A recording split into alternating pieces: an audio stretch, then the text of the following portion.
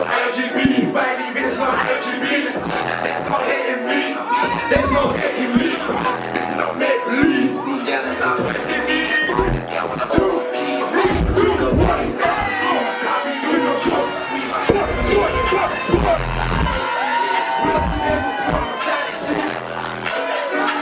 And everyone in that crowd, they feel it.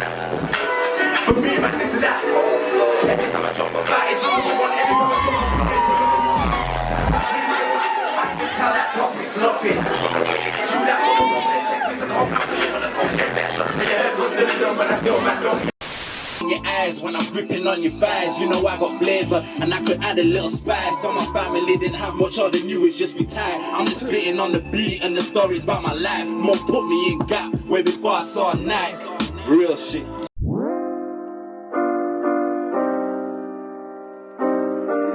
Cancer.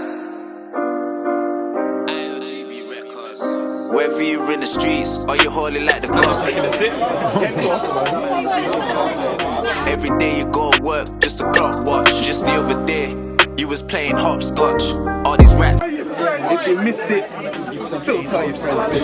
All these rats in the race. I was known to the pain but used to store it in my brain. Like a part of me that's died and I had to bury that away. What didn't affect me back then sometimes plays with me today. Warrior mentality, get up if I fell. There was times I could never picture being in a cell. 23-hour bangers, feeling 5-litre bottles with water in the mop.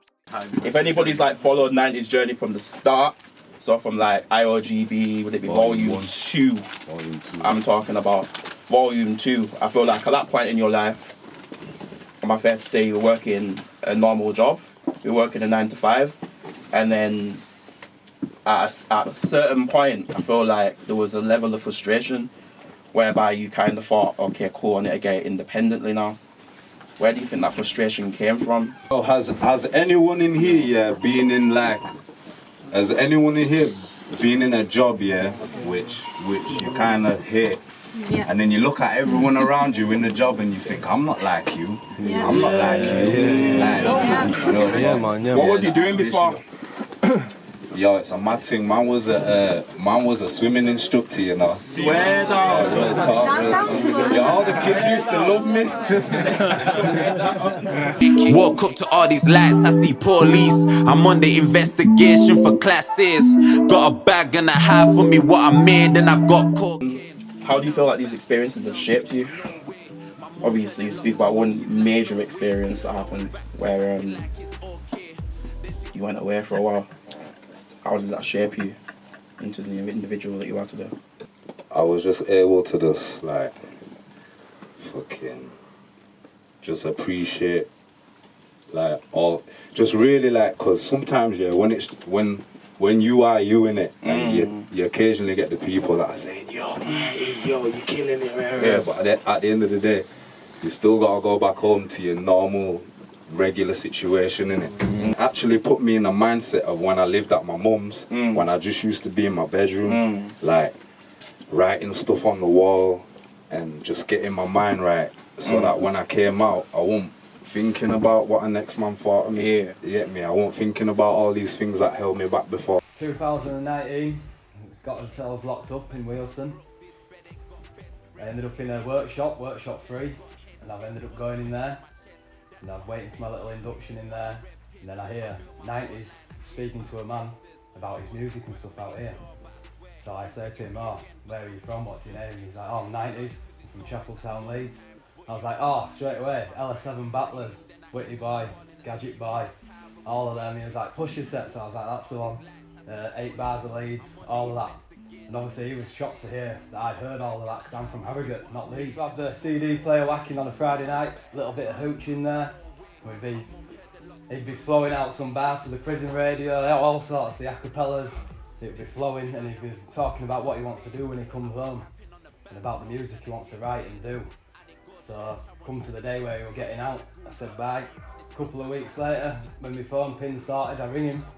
Straight away, he's playing Fresh Home, the track Fresh Home that he made, straight away. Down the phone, I was like, you weren't lying, was he? He was actually going out there, straight on his music.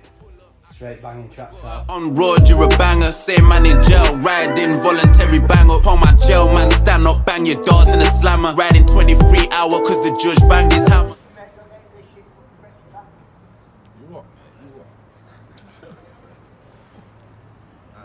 How's it filming, yeah?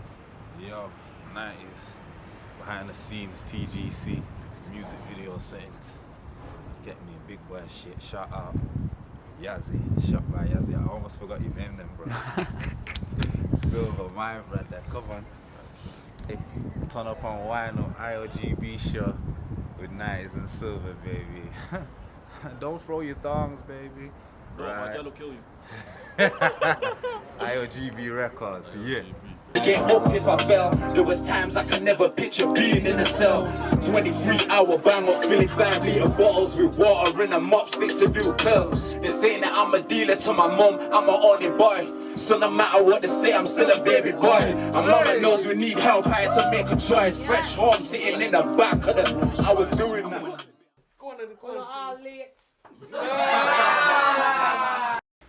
From North Carolina, Raleigh, Chapel Hill. I saw this event by Jetson called the Black Off Party, and he had it at a club named Prison.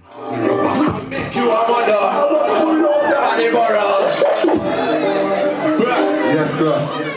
I went there, shout out to Anthony, because he's the one that took me there. And it's packed, it's a room packed full of people, everybody, you know what I'm saying, turning up. I'm seeing so many artists hit the stage and, you know, shut it down. I turn back and I see this character in like a bright red jacket, you know what I'm saying, just walk through with his people, you feel me? And instantly I felt like, you know what I'm saying, like our paths were gonna cross again. No sat nav, all these addresses I'm learning. All these bitches are squirting. All these women are flirting with me. I got cash to get, cash to add to it. I got cash to spend. I went home, I researched him, I heard his name around the crowd, so I went home, researched him, and I fell on still one of my favorite records of his, This Guap. We get money and we like it. I just do what I want. I could better see if I like. You know what I'm saying? So I'm at home, I'm vibing to This Guap. I'm like, yeah, me and this nigga gonna fuck with each other the long way, watch. And I don't know how it's gonna happen, but the next day I'm on my way to a little side hustle, you feel me? And I see homie, same red, bright red jacket, you feel me? You know what I'm saying? And he got hella bags, like he done went to blow bags on clothes, flannel bags, all that shit. But we both crossing the streets at the same time. I'm in my uniform, this nigga shopping, you feel me? So I stopped him and I was like, yo, what's good? You the one they called 9 zeros. Immediately he stopped me and was like, yeah, 90s. I was like, word, I rap too. Obviously, him seeing me in my uniform, you feel me, you know what I'm saying, kind of just felt like I'm just a simple talker, another talker, you feel me? But it wasn't until he actually caught me shooting a music video here in Leeds that he more or less started taking me serious, and it went from there, you feel me? Even the passion that you just had performing that track as well, just now in this room, like, where did this track come from for you? Because I felt the passion there. I think I put it on my story the other day, innit? Basically, I'm writing lyrics, I'm reciting it, but like I've literally got to head out and do things, innit? So in between this, instead of recording it on my memo, which enough artists will do, they'll go in the memo so that you don't forget the flow.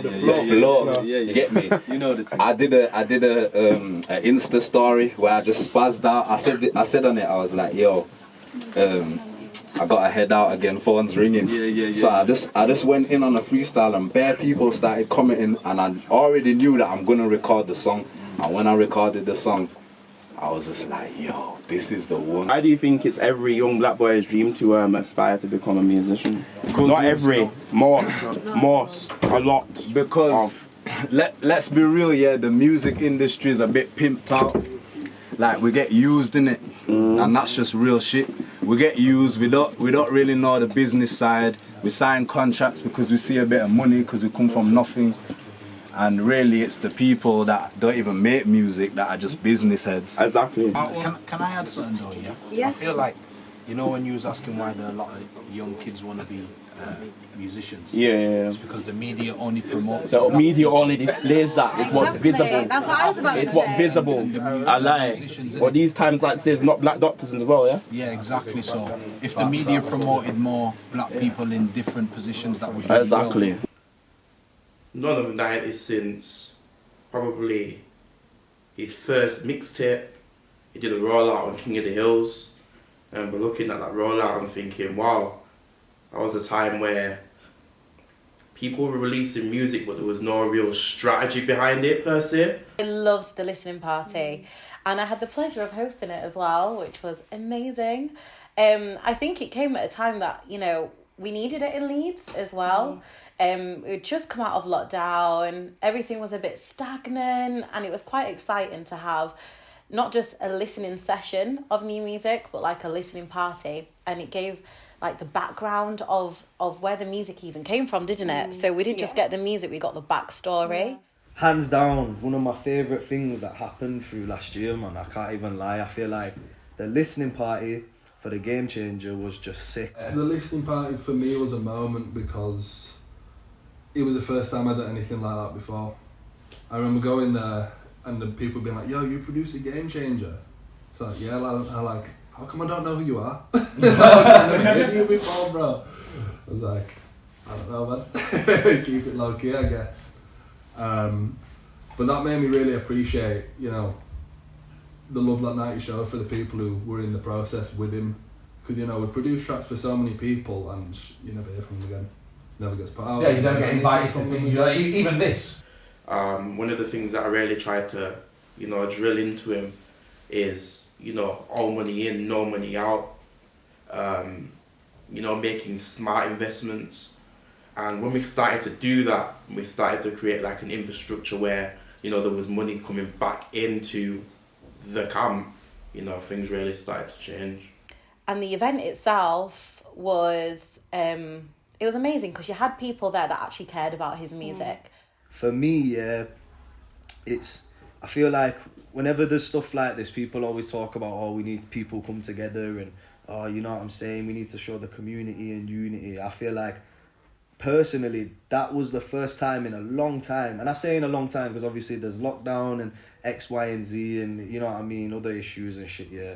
That was the first time in a long time where I felt like everyone, or majority of people that are important in the scene and whatever came out. It was, yeah, we were just like, this guy, he actually reciprocates the love that he's being shown and he's going to show the love back. And that's how, you know, we create something great. Jeez. The Game Changer, TGC. TGC. Come on, baby. Yes. Tunnel vision. Yo, Silver, let me hop on the mic. I know all of the gal them feel ya. Not all of the man them will ya. Will ya? Will ya? I got man them the wheeling it up. And my things get the feeling it up. For IOGB the freeing it up. Freeing it up. Freeing it up. Shoes so high, man leaking it up. Man in the station speaking it up. Be around me and do that. I read it. I keep taking Leeds. I keep taking them Leeds. Hey. Yeah. What's it called? Yo, this is a This one's called Back to Back videos out now on YouTube. I can't even see shit. Some fuck in here, bro, please. Shout out Daniel James, you know the tick. Yeah. Every day's I've been lonely. It's normal to do, it's never been normal. If I can't do this, I just gotta practice, prove it, move it. Never been normal. Life in music, even when I die, lives on, you would think I'm a motivation to write for these students. Every new tune I'm improving, and they learn from me, so I guess I'm the teacher. So go against me, you're losing. You're getting used to my sound right now. And you sound like that when you sound like, oh.